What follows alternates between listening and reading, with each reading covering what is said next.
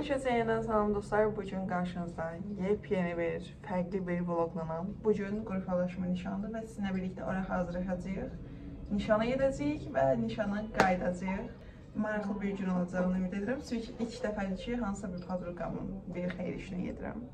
Şu an saat 1'dir və mən marketə düşürəm. Kombin. Üzüm həmişə təmiz olub, amma nişan günü deyə belə bir gözlər var üstümdə.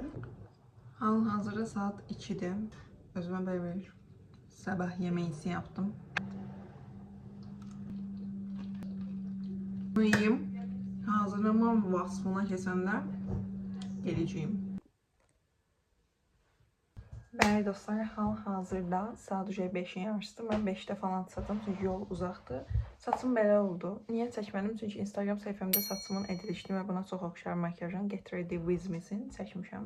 Dırnaqlarımı etdim bu şəkildə taxma dırnaq. Bunları Temu'dan sifariş vermişdim. Üstünə pastelin 226 nömrəli lakını vurdum. Pastel laklarına bayılıram. Belə parlaq qalırlar. Son olaraq lip combo edəcəyik.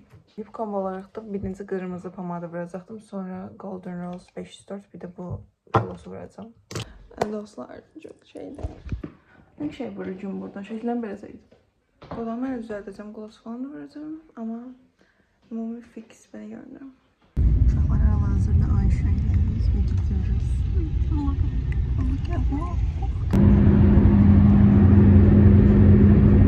Vloguma yeni 2 nəfər daxil edirəm. Zəhra xanım və Ayza. Bəli. Baxın dördümüzdə çəkiyəm.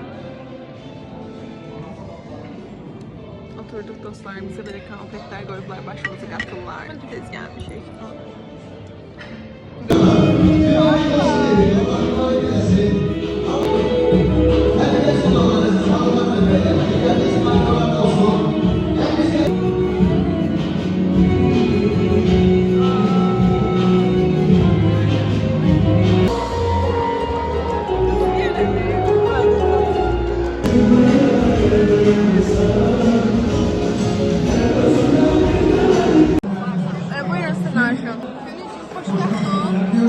O gün olsun bizim için olsun.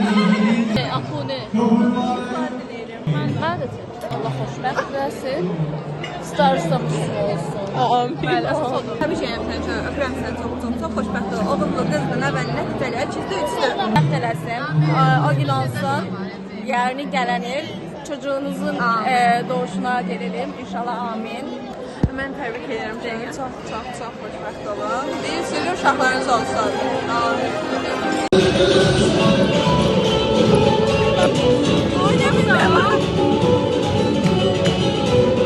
Ay sana gerçekten zaten.